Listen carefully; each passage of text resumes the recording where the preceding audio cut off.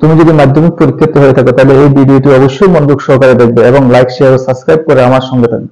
দুটি বৃত্তের ব্যাসার্ধ যথাক্রমে 8 সেমি এবং 6 সেমি। দুটি বৃত্তের ক্ষেত্রফলের সমষ্টি সমান ক্ষেত্রফল বিশিষ্ট বৃত্তের ব্যাসার্ধ নির্ণয় করো। আচ্ছা, এখানে কি দেওয়া আছে? দুটি বৃত্তের ব্যাসার্ধ দেওয়া আছে। দুটি বৃত্তের কি দেওয়া আছে? ব্যাসার্ধ। তাদের যে ক্ষেত্রফল হয়, তাদের যে ক্ষেত্রফল, ব্যাসার্ধ দেওয়া থাকলে আমরা ক্ষেত্রফল নির্ণয় করতে পারি তো। ব্যাসার্ধ দেওয়া থাকলে ক্ষেত্রফলটা নির্ণয় করে হলো এই সূত্রের সাহায্যে, বৃত্তের ক্ষেত্রফল সমান সমান কি পাই আর স্কয়ার।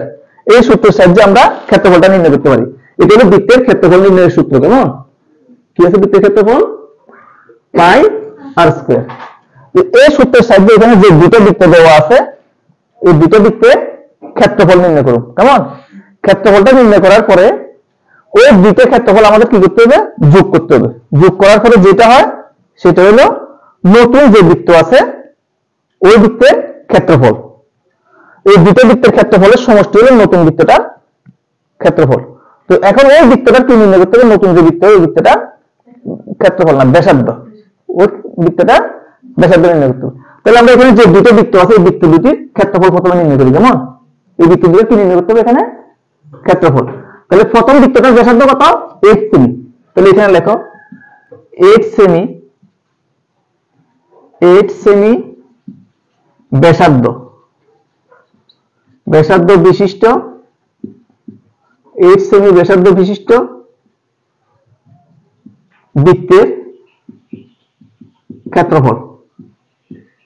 8 সেমি যে ব্যাসার্ধ আছে এই বৃত্তটার আমরা ক্ষেত্রফল নির্ণয় করি। তাহলে ক্ষেত্রফলটা কত হবে? পাই আর স্কয়ার। আর বলতে এখানে কত? 8। ঠিক আছে?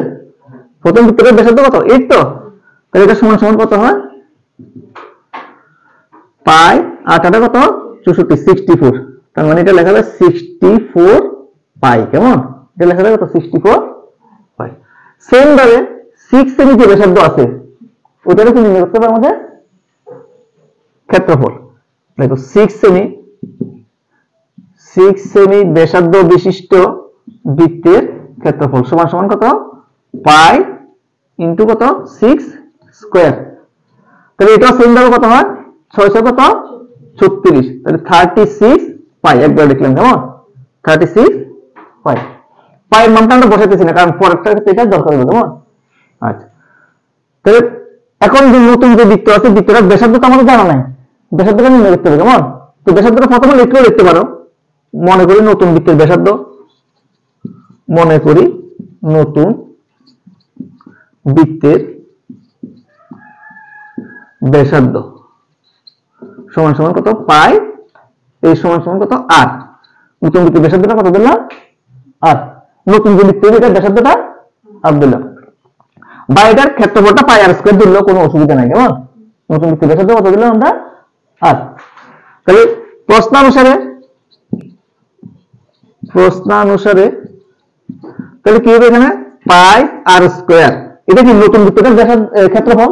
এটা কি নতুন বৃত্তের ক্ষেত্রফল? পাই আর স্কয়ার সমান সমান কত? এই দুটোর যোগফল। তাহলে 64 পাই প্লাস আরেকটা কত? 36 পাই। এই দুটো যোগফলের সমান। আমার কথাটা বুঝে গেছে? আমি কি বলছি যে নতুন যে বৃত্তটা আছে এটা কি হবে? এই দুটোর যোগফলের সমান। আচ্ছা, এখান থেকে আমরা পাইটা কমন নিই। কেমন? কি কমন দেব? পাইটা কমন দিলে কত? 64 প্লাস 36। বুঝে গেছেন এটা কেন হচ্ছে? তাহলে এবার এখানে পাই কাটা যায়। কেমন? তাহলে এবার এখানে কত থাকে? আর স্কয়ার সমান সমান কত? 36 আর হলো 34। এই 64 যোগ করলে কত হয়? 100 হয়। কেমন? আচ্ছা, তাহলে 100টাকে স্কয়ার করো। কত স্কয়ার করা যায়? 10। 10 স্কয়ার করলে কত হয়? 100 না? তাহলে কি স্কয়ার স্কয়ারে কি কাটা যায়? তাহলে সুতরাং আর ইকুয়াল টু কত? 10। এটা কি ছিল? সেমি ছিল। তাহলে এত সেমি। এটাই আমাদের উত্তর। কেমন? তাহলে আর এর মান কত?